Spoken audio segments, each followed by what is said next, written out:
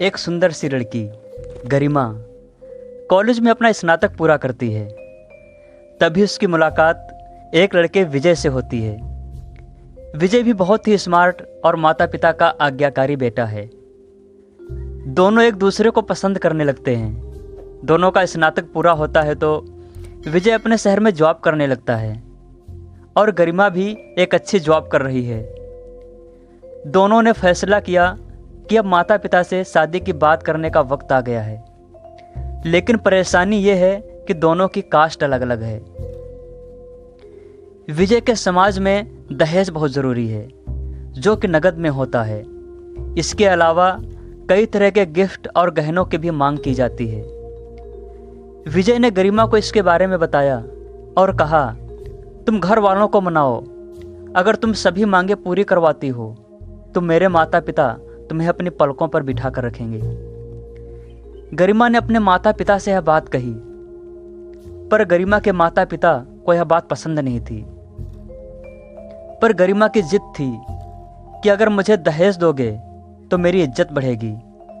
गरिमा के माता पिता सक्षम भी थे, बिना मांगे भी गरिमा को बहुत कुछ दे सकते थे, पर उन्हें इस तरह दहेज की मांग करने वाले लोग पसंद नहीं आ रहे थे। लेकिन माता पिता गरिमा की खुशी चाहते थे।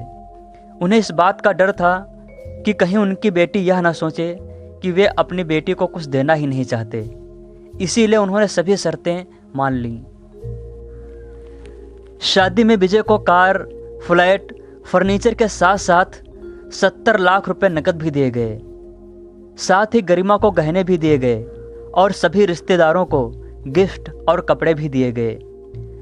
शादी बहुत ही धूमधाम से की गई, कोई भी कमी नहीं छोड़ी गई।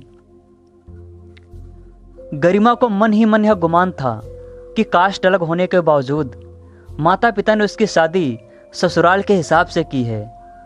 गरिमा को विश्वास था कि उसे बेटी बनाकर रखा जाएगा, उसे वही प्यार दिया जाएगा जो उसके माता पिता ने उसे दिया, क्योंकि उसने अपने ससुराल का मान रखा है।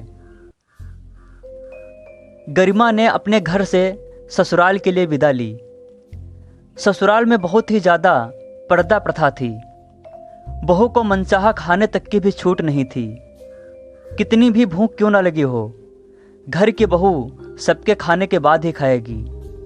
यहाँ तक कि उसे घर के पुरुषों के सामने बैठने तक की इजाज़त नहीं थी।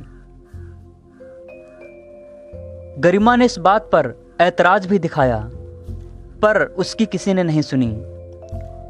विजय ने भी यह कहकर मुंह फेर लिया कि यह तो परंपरा है। गरिमा को जो गुमान था वह धरा का धरा ही रह गया। उसे अपने माता पिता की बात याद आई।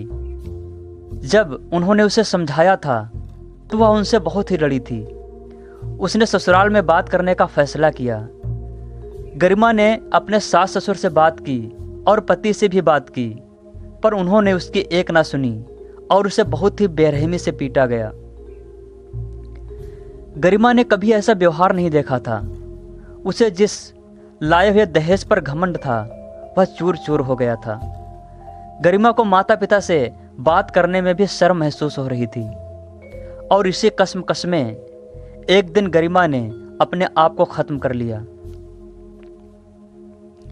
माता पिता को जब यह बात पता चली तो उन्हें अपनी गलती का एहसास हुआ कि वक्त रहते समझा होता तो शायद आज बेटी जिंदा होती। जो लोग दहेज पर बेटे की शादी करते हैं उनकी सोच हर तरह से छोटी होती है। जो बेटे को नीलाम कर सकते हैं वो किसी और की बेटी को कैसे अपनी बेटी बना सकते हैं। दोस्तों, ये कहानी सिर्फ एक कहानी ही नहीं, आज के समाज की सच्चाई है। दहेज कभी भी खुशियों की चाबी नहीं बन सकता। यह बात सभी को समझनी होगी। दहेज प्रथा की कहानी में आपने सुना कि माता पिता ही नहीं, लड़की की सोच भी दहेज को सपोर्ट कर रही थी।